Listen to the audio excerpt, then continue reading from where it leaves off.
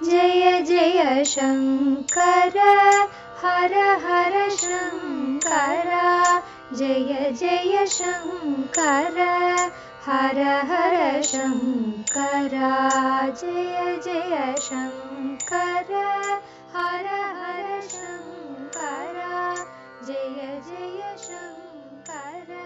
பக்தி தெய்வத்தின் குரல் 4ஆம் பாகம். வண்டு ஸ்தோத்திரம்.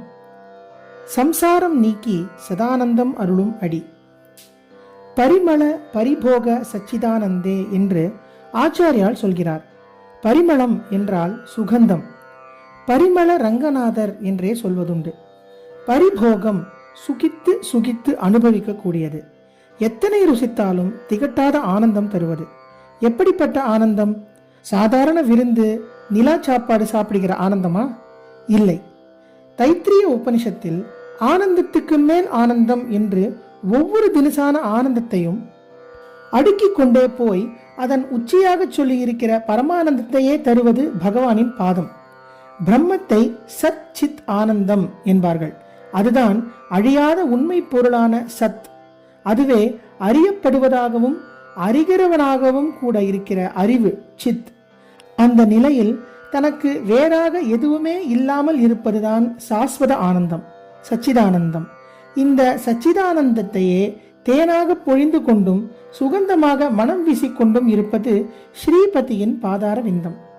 திவ்ய துனி மகரந்தே பரிமள பரிபோக சச்சிதானந்தே ஸ்ரீபதி பதார விந்தே. அது சச்சிதானந்தத்தை கொடுக்க வேண்டும் என்றால் அதற்கு முன்னால் இந்த சம்சார பயத்தை கெடுக்க வேண்டும். பவ பய கேதச்சிதே வந்தே. முதல் ஸ்லோகத்தில் தாரய சம்சார சாகரதக என்று வேண்டிக் கொண்டார் அல்லவா? அதில் வந்த சம்சாரமே இதில் பவ பய என்பதில் வரும் பவம். சம்சாரம் என்பதை பவம் பவம் என்றும் சொல்வார்கள். பவவினை பவசாகரம் என்றெல்லாம் பாட்டுகளில் வரும். பவம் என்றால் உண்டாவது. சரவணத்தில் உண்டானவன் சரவண பவன். உத்பவம் என்கிறோமே, அது பவத்தின் அடியாக பிறந்த வார்த்தைதான். சம்சாரம் என்றால் நிலையில்லாமல் ஓடிக்கொண்டே இருப்பது. அது பவமானது. அதாவது அது உண்டான வஸ்து. உண்டானது என்பதனாலேயே இது அனாதியாக ஸ்வயம்புவாக இருப்பதல்ல என்றும் இன்னொன்றில் இருந்துதான் பிறந்ததே என்றும் தெரிந்துவிடுகிறது. இதற்கு ஆதியும் பிறப்பும் இருப்பதாலேயே அந்தமும் அழிவும் இருந்துதான் ஆக வேண்டும். இது எதனிடமிருந்து உண்டாயிற்றோ அந்த பரமாத்ம தத்துவமே ஆதியந்தமற்ற நித்திய வஸ்து. பவன் என்று பரமேஸ்வரனுக்கும் பெயருண்டு. பவன், சர்வன், ருத்ரன், பசுபதி, உக்ரன், மகாதேவன், பீமன், ஈசானன் என்ற 8 பெயர்களும் பரமசிவனுக்கு ரொம்பவும் விசேஷமானவை. பவனின் பத்னி தான் பவானி, சர்வனின் பத்னி சர்வாணி, ருத்ர பத்னி ருத்ராணி. இப்படியே ஈசானன் ஈசானி. எல்லாவற்றையும் உண்டாக்குவதால் அவன் பவன், அழிப்பதால் சர்வன். ஆக்குகிறவனேதான் அழிப்பவனும். பவ என்ற வார்த்தையை வைத்து மூகர் பஞ்சசதியில் வேடிக்கையாக சொல்வார். அம்மா, உன்னுடைய பாதம் பவனுக்கு, அதாவது சிவனுக்கு ரொம்பவும் ஆனந்தத்தை உண்டாக்கி கொண்டே இன்னொரு பக்கத்தில் பவத்தை, அதாவது சம்சாரத்தை அழிக்கிறதே என்று சொல்வார். பின்குறிப்பு: பாதாரவிந்த சதகம் 88வது ஸ்லோகம். அம்பாள் பாதத்தை மூகர் சொன்னார். அவளுடைய புருஷ ஸ்வரூபமேயான மகாவிஷ்ணுவின் பாதத்தை சொல்லும்போது ஆச்சாரியால் சம்சார பயம் என்ற துன்பத்தை வெட்டி எரிகிறது பகவானின் பாதம் என்கிறார். பவபய கேதச்சிதே. சம்சாரமானது பயத்தை மட்டுமல்லாமல் வேதனை, துக்கம், ஆயாசம் எல்லாமும் தருகிறது. இவற்றைத்தான் கேதம் என்று சொல்லியிருக்கிறது. சம்சார பயத்தையும் துக்கத்தையும் சிதைத்து அழிக்கும் திருவடிகளை நமஸ்காரம் பண்ணுகிறேன் என்கிறார். பவ பய கேதச்சிதே வந்தே. பக்தி துவைத்தம் கூறும் அத்வைத ஆச்சாரியர். அடுத்த ஸ்லோகத்தில், அதாவது ஷட்பதியின் 3வது ஸ்லோகத்தில் ஒரு பெரிய தத்துவத்தை சொல்கிறார் ஸ்ரீ ஆச்சாரியால். சத்யபி பேதாபகமே நாத தவாகம் ந மாமகி நஸ்துவம் சாமுத்ரோ ஹி தரங்கஹ குவச்சன சமுத்ரோ ந தாரங்கஹ. பேத அபகமே என்பது சேர்ந்து வரும்போது பேதாபகமே என்றாகிறது. அபகமம் என்றால் போய்விடுவது, நீங்குவது என்று அர்த்தம்.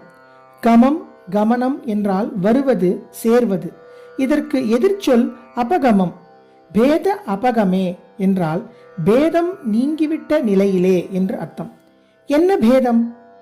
இப்போது பரமாத்மா என்று ஒன்று இருக்கிறது, அதற்கு வேறாக ஜீவாத்மா என்று இன்னொன்று இருக்கிறது என்றுதானே நாம் நினைத்து கொண்டிருக்கிறோம். இப்படி பரமாத்மாவும் ஜீவாத்மாவும் வேறு வேறு என்று, அதாவது அவை பேதமானவை என்று நினைத்து கொண்டிருப்பதால் தான் சம்சார நாடகமே நடக்கிறது. இரண்டும் வேறு இல்லை, ஒன்றுதான், கொஞ்சம் கூட பேதமே இல்லை என்று சொல்வதுதான் அத்வைதம். ஆச்சாரியால் நிலைநாட்டின சித்தாந்தம் அதுதான். ஜீவ பிரம்ம அபேத யோகம் என்றே அதை சொல்வார்கள். இந்த பேதம் போன நிலையைத்தான் பேதாபகமே என்றால் அதுதான் சத்தியமான, எக்காலும் மாறாத ஆனந்தமான மோட்சம் எனப்படுகிற நிலை. இதுதான் பரம சத்தியம் என்றாலும் கூட, சத்யபி அபி என்றாலும் கூட, இப்படி ஒரு கிளாஸ் போட்டுவிட்டால் இதற்கு மாறாக வித்தியாசமாக இன்னொரு அபிப்பிராயம் வரப்போகிறது என்று அர்த்தம். பகவானே, நீயும் நானும் வேறாக இருக்கிற பேதம் போய்விட்டாலும் கூட என்று ஆரம்பிக்கிறார். அத்வைத்த பிரதிஷ்டாபன ஆச்சாரிய என்றே ஸ்தோத்திரம் செய்யப்படுகிற பகவத் பாதாள் அபேத அத்வைதத்துக்கு துளி கூட மாறாக வித்தியாசமாக இன்னொன்றை சொல்லக்கூடாதே, இங்கே என்ன இப்படி இருந்தாலும் கூட என்று அபி போடுகிறார் என்று பார்த்தால், இங்கே அவர் பக்தராக பேசுகிறார். ஞானியாக அத்வைதத்தை சொன்னார். ஞான மார்க்கத்தில் போகக்கூடியவர்களுக்கு எப்படி சொல்ல வேண்டுமோ அப்படி தமது பாஷ்யங்களிலும் மற்ற ஞான கிரந்தங்களிலும் சொன்னார். தீர்மானமாக ஜீவாத்மா பரமாத்மா என்று இரண்டில்லை, பிரம்மம் ஒன்றுதான் சத்தியம், ஜீவனும் அந்த பிரம்மம்தான், இந்த லோகமெல்லாம் வெறும் மாயைதான் என்று திரும்ப திரும்ப சொன்னார். ஆனால் இப்படி அவர் சொன்னார் என்பதாலேயே சொல்கிறவர் அதை கேட்க வேண்டியவர்கள் என்றெல்லாம் ஏதோ பேதம் இருக்கிற மாதிரி இருக்கிறது. எல்லாம் பிரம்மம், லோகம், மாயை என்று விட்டால் யாருக்கு யார் என்னத்தை உபதேசிப்பது? சங்கர பகவத் பாதர்களுக்கு தெரியாதது எதுவுமே இல்லை. காரியம் இல்லாமல் எல்லாம் தானாக அடங்கி போன நிலையில் அத்வைத்தம் சித்திக்கிறது. அங்கே ஜீவ பிரம்ம பேதமே இல்லை, பேத அபகமம் ஏற்படுகிறது. ஆனால் அந்த பிரம்மமேதான் மாயா சக்தியால் தன்னை இத்தனை ஜீவ ஜந்துக்களைப் போலவும் ஜகத்தைப் போலவும் காட்டி இந்த காரிய பிரபஞ்சத்தை ஏற்படுத்தி இருக்கிறது. காரிய பிரபஞ்சம் இறுதியான சத்தியம் இல்லை, அதற்கு ஆதாரம் காரியமில்லாத பிரம்மம்தான். அந்த பிரம்மத்தோடு ஒன்றி விடுவதுதான் நிரந்தர சத்தியமான நிலை. எல்லாம் சரிதான், ஆனால் நிரந்தர சத்தியமாக இல்லாவிட்டாலும் தற்காலிகமாக இந்த லோகத்தை நாம் நிஜம் என்று நினைக்கிற வரையில் அதுவும் ரொம்ப நிஜம் மாதிரி தானே இருந்து கொண்டிருக்கிறது. பரம சத்தியத்திலே கரைந்து ஒரு ஞானி நிர்விகல்ப சமாதியில் பிரம்மமாக இருந்தாலும் கூட அந்த பிரம்மமே இந்த காரிய பிரபஞ்சத்தை நடத்துவதற்காக எடுத்துக்கொண்டிருக்கிற ஈஸ்வர நிலையிலே வந்து அந்த ஞானியையும், அப்பா உனக்கு சாரத்தில் எல்லாம் ஒன்றாக தெரிந்தாலும் விவகாரத்தில் வேறு வேறு மாதிரி இருப்பதையும் நீ கொஞ்சம் கவனிக்கிற மாதிரி கவனித்து இந்த லோகத்துக்கு நல்லது பண்ணு, இதற்கு உபதேசம் பண்ணு என்று ஞானியையும் தன்னலமே இல்லாத பரோபகார கர்மாவில் தள்ளிக்கொண்டுதானே இருக்கிறது. இந்த நிலையில் இருந்து கொண்டுதானே அத்வைத ஸ்வரூபமான ஆச்சாரியாலும் உபதேசத்தை கேட்பதற்காக நமக்கு அந்நியமாக இன்னொருத்தர் இருப்பது போல தோன்றும் விவகார தசையை ஒப்புக்கொண்ட மாதிரி நிறைய எழுதியும் பேசியும் வாதம் செய்தும் தேசமெல்லாம் சுற்றியும் உபதேசம் பண்ணினார். அந்த நிலையில் சகல காரியத்துக்கும் ஆதார சக்தியாக இருக்கப்பட்ட ஈஸ்வரனை பக்தி பண்ணினார். காரியமில்லாத பிரம்மத்தோடு சாக்ஷாத் பிரம்மமாகவே அத்வைத்தமாக இருக்கிறவர் காரியம் என்று வந்தபோது ஈஸ்வரன் என்ற மகாசக்தியின் லவலேசம்தான் தாம் என்று அடங்கி இருந்து காட்டினார். காரியமற்ற நிலையில் ஜீவனை தானாகவே ஆக்கிக் கொள்கிறவன் காரியலோகத்தில் தான் மட்டுமே சர்வசக்தனாக இருந்து கொண்டு அந்த சக்தியில் துளித்துளிதான் ஜீவர்கள் மூலம் வெளிப்படுத்துகிறான். இப்படித்தான் ஆச்சாரியால் அபிப்பிராயப்பட்டிருக்கிறார். பக்தி துவைத்தம் கூறும் அத்வைத ஆச்சாரியர். நாளை தொடரும். ஜெய ஜெய சங்கர, ஹரஹர சங்கர, மகாபெரியவா சரணம்.